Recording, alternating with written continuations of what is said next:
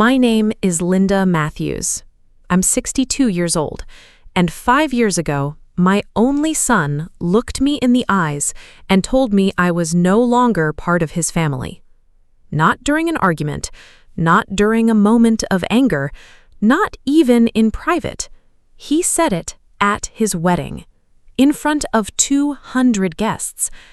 And the worst part? I spent 28 years raising him alone. The story starts long before the wedding, back when my son, Daniel, was just 7 years old. His father walked out on us one rainy Thursday afternoon. No warning, no explanation, one suitcase, one goodbye, and then he was gone. I remember Daniel standing at the front window, watching his father's car disappear. "Dad will come back, right?" he asked. I lied. Of course he will. But he never did. Not once. Not for birthdays, not for graduations, not for Christmas, nothing. For 21 years, it was just Daniel and me. I worked 2 jobs, sometimes 3, waitress during the day, bookkeeping at night, cleaning offices on weekends. There were months when I survived on peanut butter sandwiches so Daniel could eat properly, and I'd do it all again because he was my world. When he got accepted into college, I cried harder than he did. When he graduated, I thought my heart would burst with pride. And when he introduced me to his girlfriend, Emily, I genuinely wanted to welcome her into the family. At first, she seemed wonderful, smart, beautiful, successful. Daniel looked happy. That's all I cared about. But slowly, things started changing. Very slowly. So slowly, I almost convinced myself I was imagining it. Daniel stopped calling every week, then every month, then only when he needed something. Emily never seemed interested in spending time together. Family dinners became rare. Holiday visits became shorter, excuses became longer, and every time I mentioned it, Daniel defended her. "Mom, you're overthinking." Maybe I was. At least that's what I told myself. Then came the engagement. I was thrilled.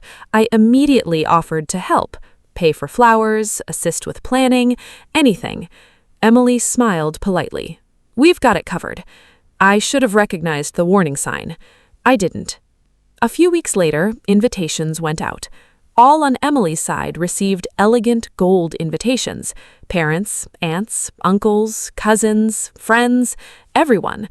Mine arrived as an afterthought. No personal note, no special message, just an invitation, like another guest. It hurt, but I stayed quiet, because this wasn't about me. It was about Daniel.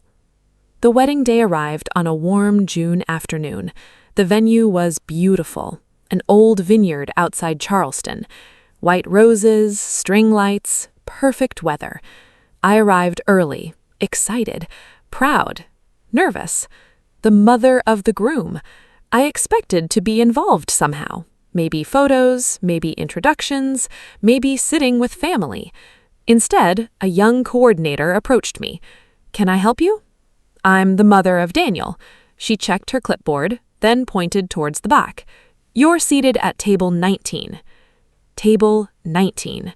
Behind a support column, far away from the wedding party, far away from Daniel, far away from everyone. At first, I assumed it was a mistake. Then I saw Emily's parents. Front row, center table, special recognition, special speeches, special attention. Everything. I felt something sink inside my chest. Still, I said nothing, because this wasn't about me. It was about Daniel. The ceremony began. Beautiful, emotional, perfect. I cried when Daniel said his vows. I cried because I remembered the little boy who used to hold my hand crossing the street. Now he was starting his own family. I thought that was the hardest part of the day. I was wrong. The reception started shortly afterward. People laughed, danced, celebrated. Then Emily's father took the microphone. He gave a long speech, thanked dozens of people, friends, business partners, relatives, even neighbors. Then he smiled at Daniel. "Welcome to the family." Everyone applauded. Then Daniel took the microphone, and everything changed. He thanked Emily. He thanked her parents. He thanked friends, coworkers, college roommates, everyone. Then he looked across the room toward me. I smiled, waiting, hoping, praying. And then he said something I'll never forget. Today isn't just about joining a family. The room grew quiet. It's about choosing the people who truly support your future. People nodded, smiled, listened. Then he continued, sometimes blood doesn't make someone family. The smile disappeared from my face. A strange feeling settled in my stomach. And then came the sentence that shattered me. My real family is sitting at the front tables today. Silence. My heart stopped. People started looking around. Some glanced toward me. Others looked uncomfortable. Daniel kept talking, completely unaware of what he was doing. Family is about who helps you become who you're meant to be. Emily squeezed his hand, and then he looked directly at me. I think sometimes people need to accept when it's time to let go. I couldn't breathe. I couldn't move. I couldn't even process what I was hearing. The room felt frozen. Then Emily's mother started clapping. Others joined. Applause filled the room, and I sat there alone, trying not to cry, trying not to embarrass my son, trying not to fall apart. After the speech, I quietly stood, walked outside, and sat alone near the vineyard. The sunset painted the sky orange. I stared at the horizon, wondering how 28 years of sacrifice could disappear in a 5-minute speech. About 20 minutes later, Daniel found me. He looked annoyed. Not concerned, not guilty, annoyed. "Mom?" I looked up. "What?" "You left during the reception." I stared at him. "Did you hear yourself?" He sighed. Immediately sighed, like I was the problem. "Emily's upset." I laughed. Actually laughed. The sound surprised even me. "Emily's upset? You're making today about yourself." I couldn't believe what I was hearing. Then came the moment that changed everything. The moment I would replay in my head for years. Daniel crossed his arms and said quietly, "Maybe it's time you accepted that you're not really part of my family anymore." The words hit harder than any slap ever could. I felt physically sick. For a few seconds, neither of us spoke. Then I asked one question. "After everything?" He looked away and said, "This is my life now." I nodded slowly, because suddenly I understood. Not just the wedding, not just the speech, everything. The distance, the excuses, the silence, the neglect. This wasn't a misunderstanding. This was a choice, and my son had made it. I stood, wiped my eyes, and handed him a small envelope I'd brought for him. "What is this?" he asked. "My wedding gift." He took it, without opening it, without thanking me, without even looking at it. Then he walked back towards the reception, leaving me alone. Again. The morning after the wedding, I woke up expecting to feel angry. Instead, I felt empty. Not heartbroken, not furious, just empty. For 28 years, every major decision in my life had revolved around Daniel. Every sacrifice, every overtime shift, every missed vacation, every sleepless night, everything. And now, for the first time, there was no one depending on me, no one calling, no one needing advice, no one needing help. My son had made it clear. His new family didn't include me. So I made a decision, a painful one, but necessary. I stopped reaching out. No calls, no texts, no birthday reminders, no holiday invitations, nothing. For the first few weeks, I kept checking my phone, expecting him to realize what he'd done, expecting an apology, expecting regret, but nothing came. Then weeks became months. Months became a year. Still nothing. Not a single phone call, not one visit, not even a Christmas card. The silence told me everything. I wasn't being forgotten. I was being replaced. At least, that's what I believed. Then something unexpected happened. Without Daniel in my life, I suddenly had time. Time I hadn't had in decades. At first, I didn't know what to do with it. The house felt too quiet, too large, too empty. Then, one afternoon, while cleaning old boxes in the garage, I found something I hadn't seen in years. My photography equipment. My old cameras, my lenses, my portfolio. Before Daniel was born, photography had been my dream. Not a hobby, a dream. I'd wanted to travel, shoot landscapes, open a studio, build a business. Then life happened. Bills happened. Motherhood happened. Dreams got packed into boxes and forgotten. Until that afternoon. I spent hours looking through old photographs. Some were terrible. Some were surprisingly good. But every single one reminded me of someone I used to be, someone I'd abandoned long ago. The next day, I bought a new camera, the first thing I'd ever purchased purely for myself. No guilt, no justification, no permission, just because I wanted it. And for the first time in years, I felt excited. That excitement changed everything. I started taking photography classes, then workshops, then weekend trips. I met people, made friends, people who knew nothing about Daniel, nothing about my sacrifices, nothing about my failures. They only knew me, Linda, not somebody's mother, just Linda, and it felt wonderful. 2 years after the wedding, my photographs were being featured in local galleries. 3 years later, I was selling prints nationwide. 4 years later, magazines were licensing my work.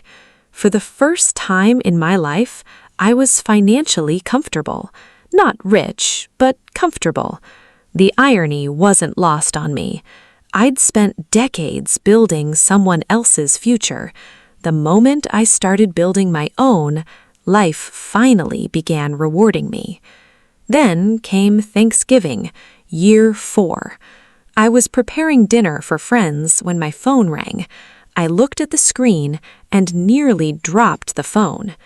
Daniel, the first call in almost 4 years. My heart immediately betrayed me, because despite everything, he was still my son. I answered, "Hello?" Silence. Then his voice. "Mom?" The word felt strange, distant, like it belonged to another lifetime. "Daniel?" Another silence. Then finally he said, "How have you been?" I almost laughed. 4 years, and that's the opening line. How have you been? I'm fine. Good. More silence. Then finally he said, "I heard your photography business is doing well." There it was, not concern, not apology, information gathering. I suddenly understood. This wasn't a family call. This was something else. Who told you that? Aunt Carol. Of course. Family gossip traveled faster than lightning. I waited. Eventually, he got to the point. I was wondering if we could meet. My stomach tightened. After 4 years? Now? Why? Still, I agreed. The following Saturday, we met at a small cafe downtown. When I saw him walk through the door, I barely recognized him. Not physically, emotionally. The confident young man from the wedding was gone. This version looked tired, older, worried. He sat down. Neither of us spoke immediately. Finally, I broke the silence. "What do you need, Daniel?" His eyes widened, not because of the question, because of how quickly I asked it. No small talk, no pretending, straight to the truth. He looked down, then sighed, and suddenly I knew. Money. It was money. I'd seen that expression before, thousands of times. He rubbed his forehead. "Things have been difficult." I waited. "Emily and I have had some setbacks." I nodded, still waiting. Then he finally said it. "We might lose the house." There it was, the reason for the call. Not love, not regret, not family. Need. Pure need. I felt disappointed, not surprised, just disappointed. He explained everything. Bad investments, credit card debt, business failures, lifestyle inflation, the perfect storm. Apparently, the glamorous life he'd chosen wasn't so glamorous anymore. Then came the question, the real reason he'd called. "We were hoping you might help." We, not he. We, meaning Emily knew about this. Emily approved of this. Emily probably suggested it. I leaned back and studied my son. For a moment, I saw the 7-year-old boy at the window again, the child abandoned by his father, the boy I loved more than life itself. Then I remembered the wedding, the speech, the vineyard, the sentence. "You're not really part of my family anymore." I looked him directly in the eyes. Why would I do that? His face fell. The question shocked him, because he expected guilt, obligation, motherly sacrifice. Instead, he got honesty. He swallowed hard. Then he suddenly answered, "Because I was wrong." The words hit me harder than any apology, because they sounded real. And for the first time in years, I wasn't sure what happened next.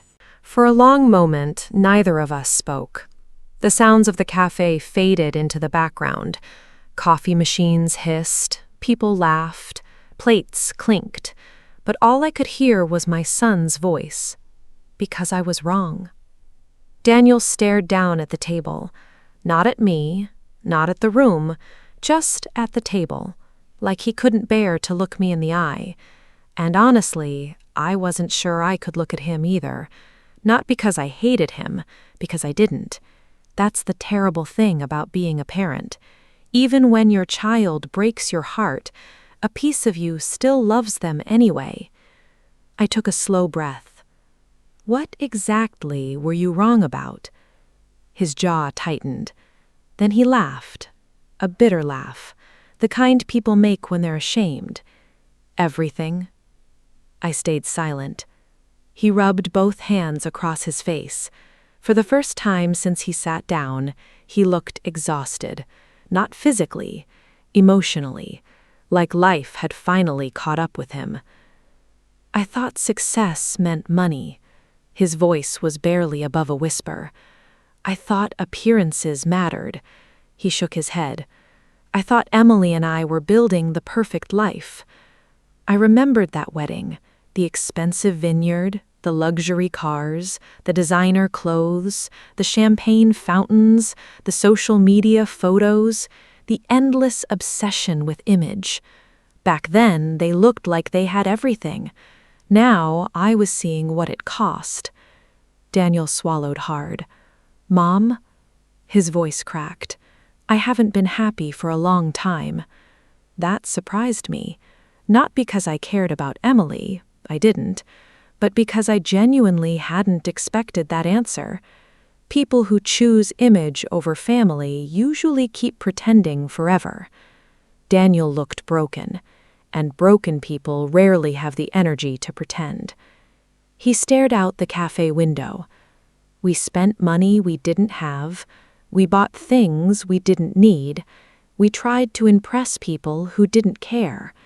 His laugh returned, short, painful. When things started falling apart, he looked back at me. Nobody stayed. I understood immediately. The friends disappeared. The invitations stopped. The phones stopped ringing. The people who loved the lifestyle disappeared when the lifestyle disappeared. I've seen it happen 100 times. Money attracts crowds. Character attracts family. Daniel had confused the two. Then he said something that hit even harder. Daniel, the only person who ever stayed was you.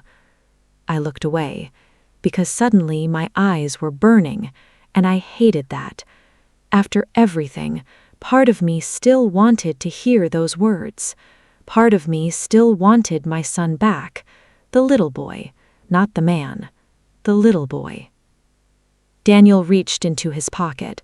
He pulled out a folded piece of paper. Slowly, he pushed it across the table. I looked down. It wasn't a loan request. It wasn't paperwork. It wasn't a contract. It was a letter, handwritten, several pages. I wrote this 3 times. He smiled sadly. First version sounded fake. I didn't touch it. He continued. Second version sounded selfish. His smile disappeared. The third one is the truth. I picked it up. The first line punched the air out of my lungs. Mom, I became the kind of man Dad was. My hands froze, because Daniel knew exactly what those words meant. His father had abandoned him, destroyed him, walked away, and somehow, without realizing it, Daniel had done the exact same thing to me. Not physically, emotionally. The letter continued. Every page was honesty. No excuses, no blaming Emily, no blaming youth, no blaming pressure, just accountability, the rarest thing in the world. By the time I finished reading, tears were running down my face. I wasn't crying because he hurt me. That pain happened years ago. I was crying because for the first time, he finally understood. Daniel sat quietly, waiting, not demanding forgiveness, not expecting money, just waiting. Finally, I folded the letter, then looked at him. What happens if I say no? His eyes filled immediately, but he answered, Then I deserve it. I nodded. What happens if I never trust you again? His voice shook. Then that's my fault. I nodded again. What happens if I walk out right now? A tear rolled down his cheek. I'll spend the rest of my life wishing I hadn't made you want to. And that was when I knew. The lesson had finally landed. Life had taught him what I couldn't. Pain had taught him. Loss had taught him. Regret had taught him. The same way it teaches most people. The hard way. I looked at the clock, then back at my son, and quietly asked, Do you remember the blue bicycle? His eyes widened immediately. Of course he remembered the bicycle, the one I worked 3 jobs to buy, the one he rode every day for years, the one he cried over when he outgrew it. He nodded. I smiled. Do you remember what happened when you crashed it? A small laugh escaped him. I bent the wheel. You destroyed the wheel. He laughed harder. Yeah. And what did we do? His eyes softened. We fixed it. I nodded. We fixed it. Silence settled between us. Then I reached across the table and placed my hand over his. The same hand I held when he learned to walk. The same hand I held crossing streets. The same hand I held in hospitals. The same hand I'd never stopped loving. Daniel immediately broke down. Not politely, not quietly, completely. Years of guilt poured out at once. People turned to look. Neither of us cared. I squeezed his hand, and for the first time in nearly 5 years, my son cried in front of me. Not because he needed money, not because he lost a house, not because his business failed, because he almost lost his mother and finally understood what that meant. 3 months later, I met Emily again.